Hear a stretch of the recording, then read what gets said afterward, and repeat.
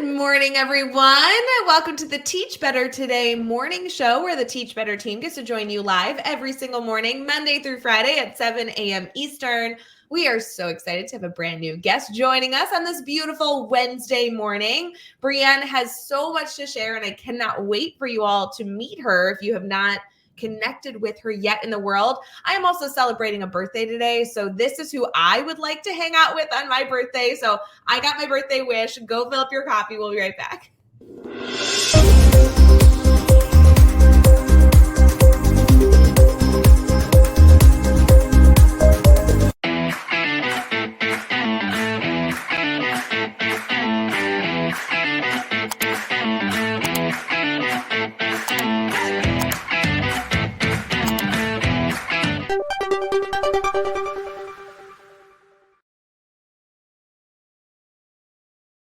Hey everyone, good morning. Welcome to the Teach Better Today morning show, streaming on Facebook, YouTube, Twitter, Twitch, and LinkedIn, and also as an episode on Teach Better Talk podcast.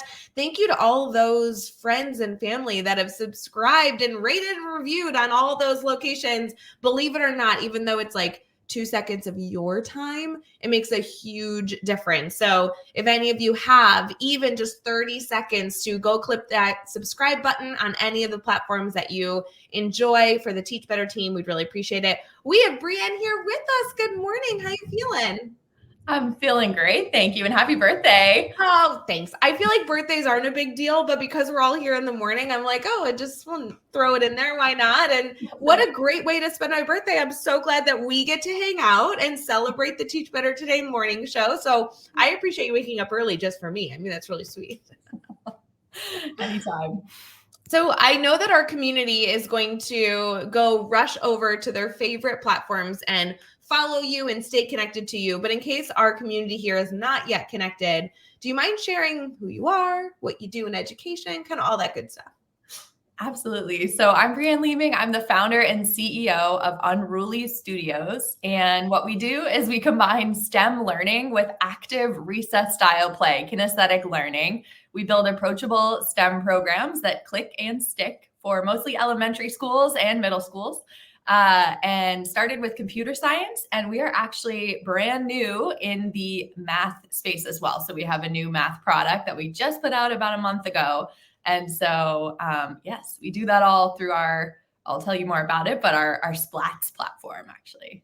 Oh my God. I know that this is going to resonate with so many educators, and they're all going to wonder, does this fit with their work, right? We have educators tuning in, and especially a part of our Teach Better family, K-12, all the way through higher ed. Some choose to be classroom teachers. Some choose to be educational leaders. Some are in consulting. Some just are awesome killer parents. I mean, we have everyone in between, but a lot of our community are in the trenches, in the classrooms, working with students. Could they use this cool product? I mean, this sounds like a dream come true. Yes, absolutely. I mean, so we basically designed Splats and the platform itself to fit into your everyday, into your curriculum you're already doing. So most schools that we work with do not have a computer science teacher at the school for the coding product. And we try to integrate it in small ways throughout the school day. So it could be in PE class, actually, or in music class, in math class. And then for the math class, it's really a quick practice session. So it's standards aligned math practice at your standards, at your grade level, and you're pulling it out for quick pullouts, for kind of a quick intro to class, things like that. But it's all based on the Splats platform. So these are our unruly Splats here. I love it. We're going to have to really dive into this, because I know educators are going to be curious how they can go and apply this. And as a former math teacher, we just had somebody on just a few weeks ago who was talking about bringing in this type of work into bell ringers, or having a day that you dedicate to this every so often, once a month, once a week. I feel like this is a perfect way for some of our community here to get started. So I have so many questions. Before we get into that, though, can we talk about you being like this fancy schmancy CEO, founder, all these things? I know our educators love to get resources, but also we want to know the people behind the products. And so what caused you to do this work? Like, obviously it's good. Let's just that's a blanket statement. So how do you fall into this? Yeah. So my background, I studied cognitive science in undergrad at McGill University. And then I went to business school a couple years after school. I worked in tech after school. But the reason that I started the company is that I had this idea because I had actually learned to code in third grade at my public school in New Hampshire. And I didn't really realize at the time how impactful it was. But later in my career, when I took computer science in college and I went into the tech industry, I realized how impactful it was to just have that early exposure in like a positive way. So I wanted to do that for more kids. I also, my husband at the time I was dating him when I had this idea, he's now my husband, but he's a career educator and now is a middle school principal. And so kind of learning a lot about the implementation of ed tech in schools and kind of what to do, what not to do, how to really make this something that impacted students and really got that impact, got out of the box, got into the hands and made it easy to use, pull out, easy to fit into what you're already doing, the existing schedule with the teachers that are in the building, and so we really designed it around that and tried to make it really impactful.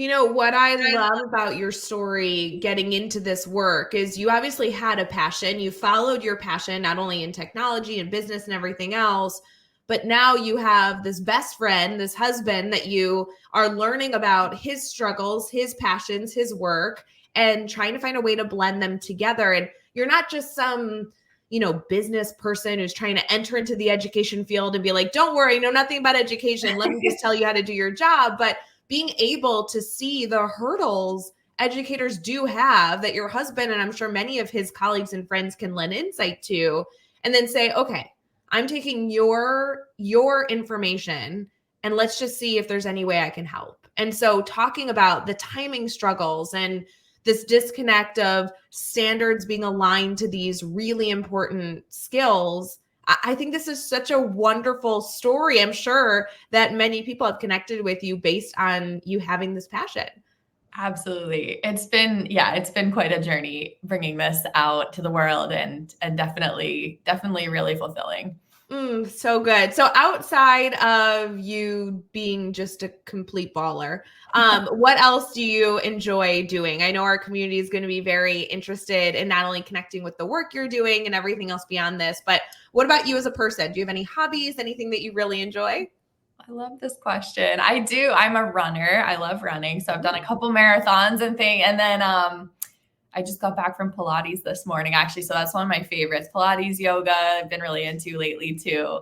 Gosh, I love Pilates and yoga. That's a great. And anyone in the comments, we want to know what your hobbies, what do you like to fill your mornings with? Brian, I'm going to totally out you too. I know you also have a dog, and I'm obsessed with the type of dog that you have. So tell us a little bit about that puppy family. Yes, we have a 4-year-old corgi named Freya, and she is my favorite ever. Yeah, she's a lot of fun. Very cuddly. Yeah, I love this. You're taking my favorite topics in education, STEM, and ways to practically build it into the elementary and middle school. And now you're talking about a corgi. Who doesn't love a corgi? Yeah, she's the best. So fun. We'll be right back, friends. We're going to head into our team talk section, which for many of you listening to the show already every single morning, making this a part of your routine, you know that our team talk section is when we get into that educational conversation. We're going to dig into Brianne's work, more specifically, dive into how you can get involved and ask some questions about where this is going to fit in your schedules and routine. We'll be right back.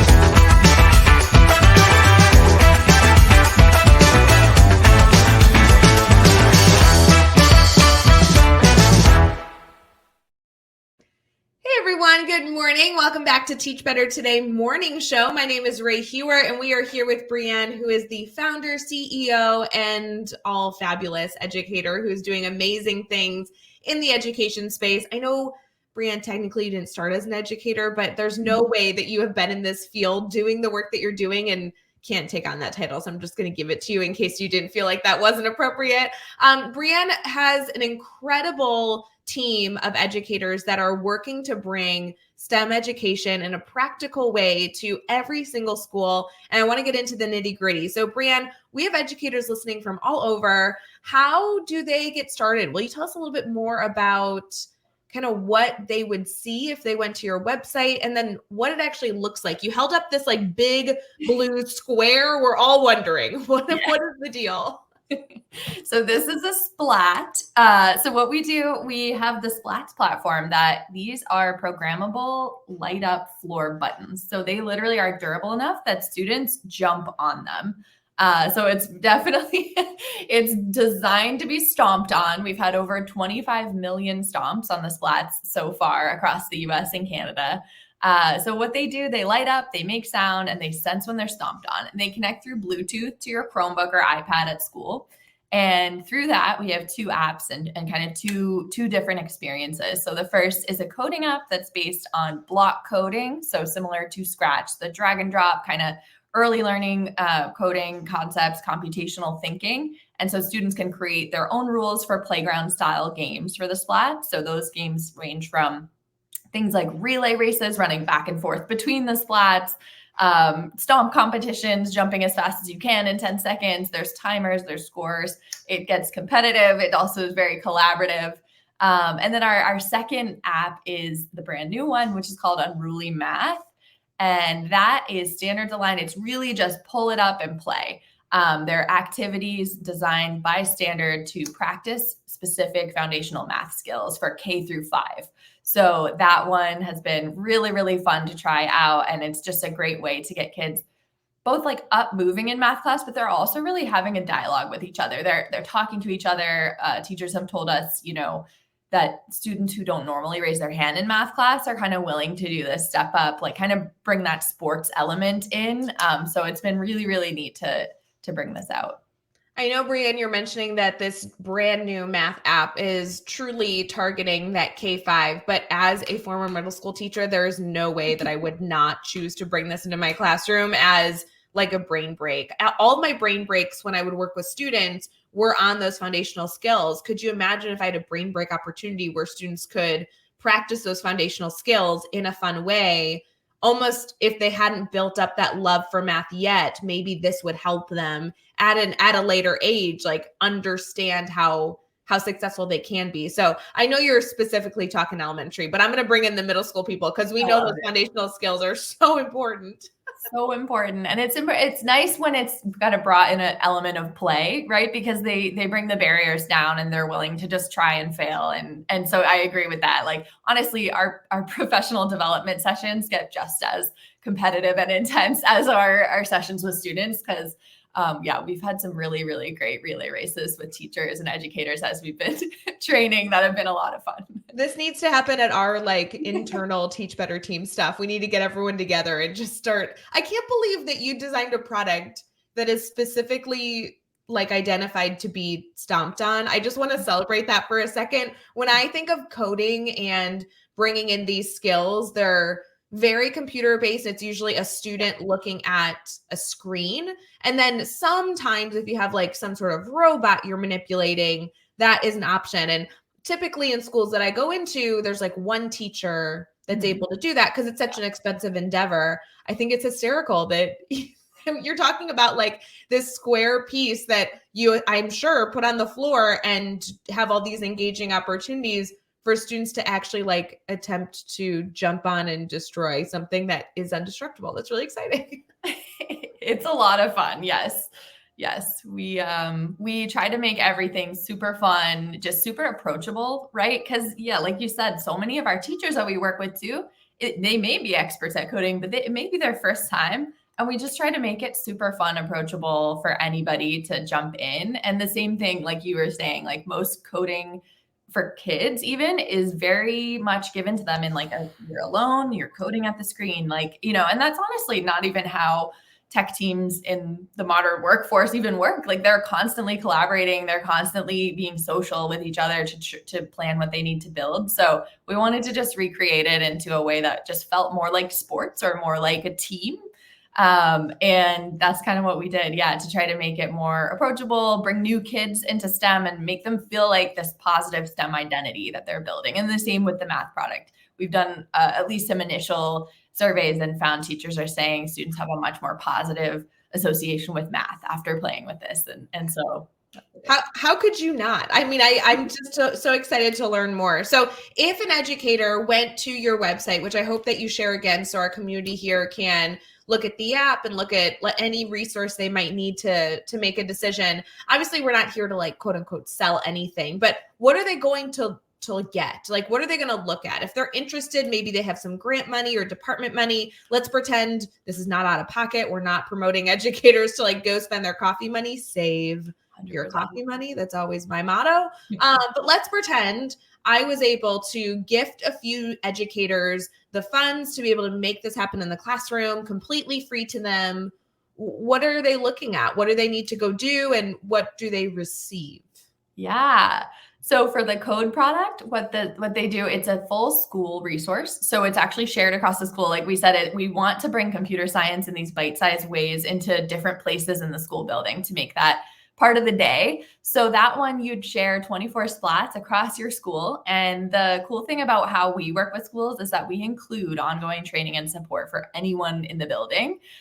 We do it and we do it bite-sized, right? Like it's not all up at once. We can do upfront PD and stuff, but what we try to do is just like bite-sized, literally chat right before class or a quick question here and there. We respond really, really quickly. A lot of our customer success team is former educators, so they are very used to kind of helping design lesson plans or help you fit it into what you're already doing. So things like that. So that's the coding product. It's really meant to align into what you're already doing in various classes. So can be music, can be PE, can be art, or in your math class. And then for the math product, it's much more focused on your classroom. So you get 6 splats per classroom. That's part of it. And that comes with actually all the lessons. So if you did have students ahead of grade level or behind, you don't have just one grade. You can have access to everything. Yes. And with the teachers, love that. That's huge for, I mean, just the teach better philosophy here that we have in our culture is trying to get that personalized learning. We're very focused on mastery. We want students to be able to work at their own pace and be able to master content before gaining new information. And so that's so aligned. I love it. That's awesome. I love it. Yes. Teachers are liking to be able to also put students into groups and have them work on a specific standard together. And it could be different across the classroom, right? And it could be that there's a pullout happening as well in a different classroom. And so we do that. And the math one, we actually have a pilot program going right now because it is new. So we're taking some early teachers in at like a reduced price to be able to try it out and also give us some feedback as we're building it out. But it's already been out with about 2,500 students. It's really gotten some good traction so far and some great reviews. So yeah, that's going to be fun. That's awesome. We love a good pilot program over here. In our Teach Better family, we love to joke that like our ambassadors are even just the people that go into our Facebook group over at teachbettergroup.com. It's a free Facebook group. We're like, you guys are all of our guinea pigs. Let's do a pilot group. Let's just make it happen. So that's great that you're testing it out with real students in real classrooms all around. That's amazing. You know, Brandon, we could talk on this forever, and I cannot wait to go look at the product and apps myself. I know there's so many things that educators will be eager to do and go find funding to support this type of learning, because so many of us believe that this is essential in our schools, regardless of what type of school environment that you're in. If an educator maybe is looking for something to think about today, some inspiration, some major takeaway from today's conversation, any advice or maybe motivational sentence that we can share with our crew here to get them started for their morning? Ooh, I love it. I mean, as we're doing the approachable STEM programs, we're always working with teachers on kind of being comfortable letting the students lead in the classroom, right? Because even me, I did a little coding in my background, but I'm not exactly an expert. And the students are so good at exploring and just trying and trying everything out. And so that's always something that we're really encouraging, is just like being comfortable kind of discovering with your students and just asking questions along the way and not necessarily knowing the answer and kind of trying to figure it out together. So definitely would encourage that, and just kind of experimenting and playing, honestly. Just try it. And if it fails, see if you can kind of, we love seeing students kind of have that productive struggle of, it's not working. There's a bug in the code, and let me just sit with it for a second and think, and then they always come to it. They always do. They try a couple of things, they come back to their teacher and they're like, I love that. Releasing control in a way that the educator gets to step back and be a learner with students. And if it ends up being a flop, or maybe you end up finding the solution, there's still so much to be learned in those experiences. So feel free to find comfortable, small ways to challenge yourself to let the students lead. Obviously, that is a big part of what content we push out here in our Teach Better community. Huge element of what Brianne is doing as well. So feel free to take on these different communities to allow yourself to be challenged to be a little bit better today than you were yesterday, and a little bit better tomorrow than you were today. Brianne, I would love to have you share your contact information, ways that our community can stay connected to you and the incredible work you're doing before we wrap up our morning. Definitely. So I'm on Twitter at Brianne Leeming, and Unruly is at unrulySplats.com. And we have a Twitter as well, unruly_studios. And you can find us as well on LinkedIn and Facebook. Awesome. Friends, don't forget, of course, if you have any issues connecting with Brianne and the amazing team that she has built, feel free to reach out to anybody here in our Teach Better community. We'll get you connected to her. So no stress on that. We hope you all have an incredible day ahead. And just for me, if you have the opportunity, please take a bite of cake, because it is my birthday, and the only thing I hope is that you get an extra sweet today. So please feel free to treat yourself as we head into an incredible Wednesday ahead. Brianne, thanks so much for joining us this morning. Thank you for having me. So fun. Everyone else, I hope you have an amazing day. See you soon. Hey, Teach Better community. Thank you so much for joining the Teach Better Today morning show every single weekday at 7 a.m. Eastern. We have so many resources for you outside of this live stream at teachbetter.com, including blogs, podcasts, and professional development that will bring our team to your school. Wherever you are listening from this morning, please make sure you are sharing and celebrating the incredible educators in this world. And hey, if you are listening over on a podcast to Teach Better Talk, we would love a 5-star review. The comments are always so entertaining. We'll see you tomorrow.